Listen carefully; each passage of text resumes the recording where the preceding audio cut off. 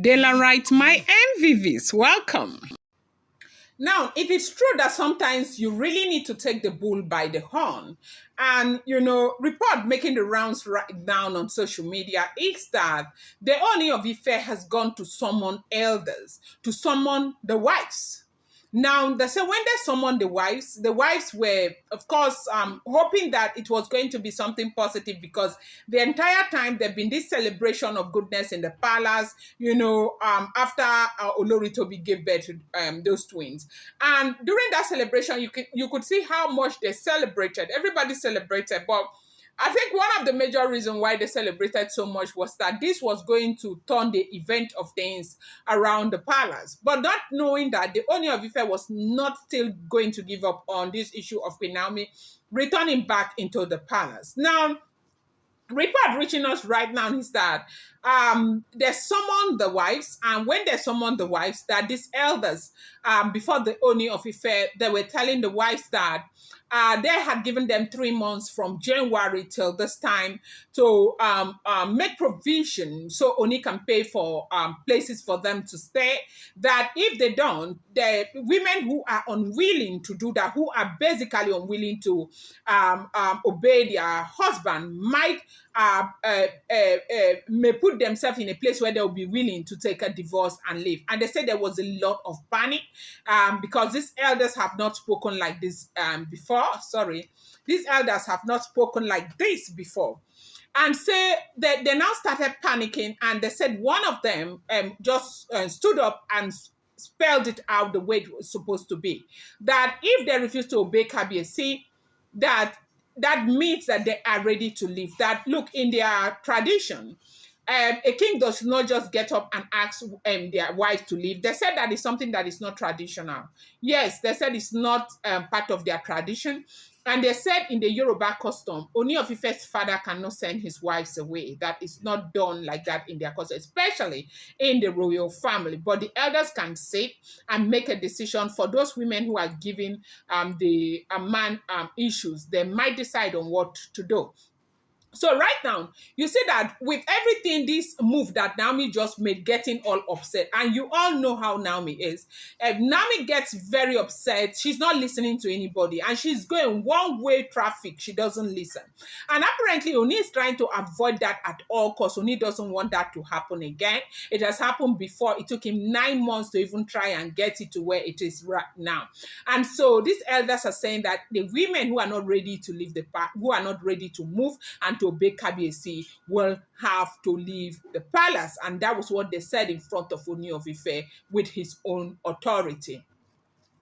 You see, I now agree with people who are saying the reason why things are happening like this is because it's Queen Naomi. That you won't do this to a lot of Oloris. Now, let's say, for instance, Olori Sekinat. Sekinat will never allow you treat her this way. For those who know her, they say that she knows that she is the main thing and she's going to remain the main thing. But you do know that people are different. Queen Naomi is somewhat very quiet and she's not like that. And maybe that is why things are going the way they are going. But look at now that we heard that she stood up for herself, saying that Ooni of Ife will have to make that announcement. Because they said the only thing that will set Queen Naomi free in the eyes of the Yoruba people across the globe, such that she will be open to remarry again.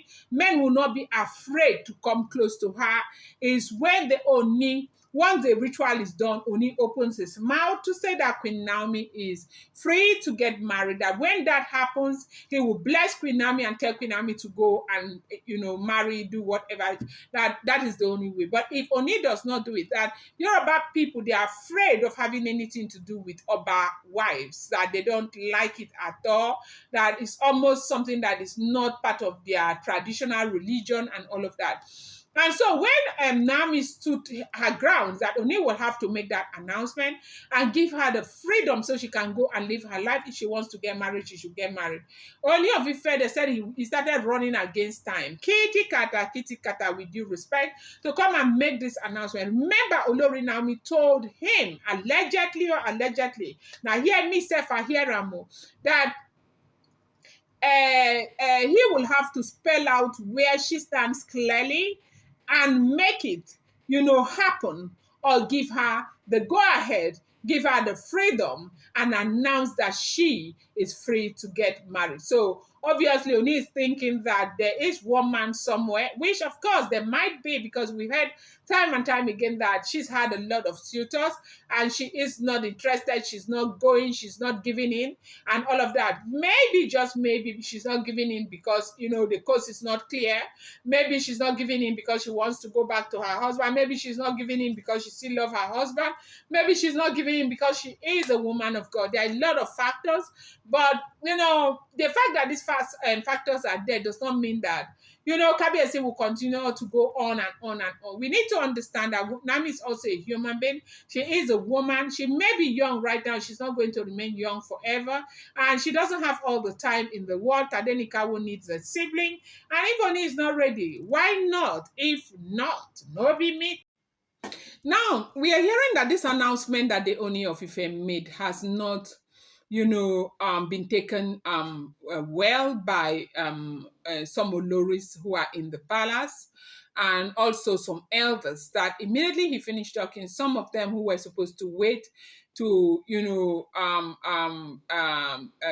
drink and all of that, they left, and they said Oloris to Auntie Blow Blow was saying, I'm leaving, and she was all very, very unhappy.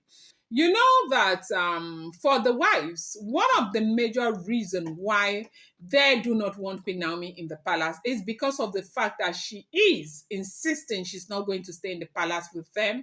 And so, from what we are hearing, it is rumored that that is their own major reason why they don't want Queen Naomi in the palace. That if Queen Naomi had agreed to move into the palace with them like every other Olori, that they may not be having this kind of problem. But the problem there is the fact that they are likely going to leave the palace for Queen Naomi to come in, because she is saying that as long as the Oloris are there, she's not going to live inside the palace. And then again, we have this issue with Ooni of Ife wanting Tadenikawo to grow up with him in the palace, that the mistake he made with Diola, he's not going to repeat the same mistake again. It's a great thing that Diola's mother really gave Diola great home training. He wouldn't have forgiven himself, that he wants his boy to grow up under his tutelage. And you and I know that there is no way Queen Naomi will let Tadenika will come to the palace when she is not there. So as long as Ooni of Ife is insisting that Tadenika will grow up under his tutelage, he will be forced to bend to Queen Naomi's demand of getting the women out of the palace before she comes. After all, she was there. She and Oni, they never bargained for polygamy. I saw a comment where somebody was saying, why would she believe Oni when Oni said that he is not a polygamist, that Oni is a traditional ruler? Well, maybe it's because of her age at the time. And me, until I started doing Ooni of Ife's story, I never knew that traditionalists get to marry so many wives, like it's almost compulsory. I didn't know. So if I was that young, like maybe 20 years, and maybe I fell in love with the tradition, I mean, I probably would have ended up like with Naomi, because, perhaps she wasn't knowledgeable and nobody told her. Maybe she just took only by his word that he wasn't going to get married to any other woman. So they said when he made this arrangement, when he made this announcement, that they were not happy at all. Auntie Blobo, seemed really, really unhappy, and a lot of elders left as soon as. So basically, and for the elders also, we have heard that a lot of them do not want Naomi in the palace because of her belief system. The Ooni of Ife's palace is a traditional community. I cannot emphasize that a lot enough, because you all know about it. With a lot of people who are doing whatever they want to do with due respect. And it is rumored that because of some of these things that they do right there in the palace, they do not want anything that would, seem as though it's stopping them from doing and practicing their traditional religion, the Ifa religion, the way they're supposed to practice it. And so they feel like Naomi does not believe in Ifa religion, and Naomi has no place there. You have seen that Ashley is a believer of Ifa religion. She's always doing her thing, and she is a Christian as well. So, and other Oloris are also there dancing and supporting the religion. It's only Nami who is doing only her Christianity, and she does not want to be part of any other religion. And that is why you don't see her going to dance, do rituals when they are doing. And I think this is the same reason why a lot of people are saying, why did she get married to the Ooni of Ife in the first place?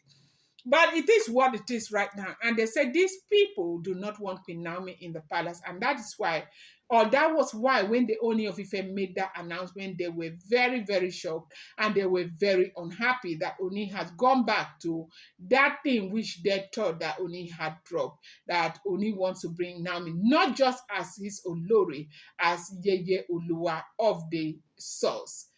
I'm going to bring you more update. I appreciate you so much. Thank you.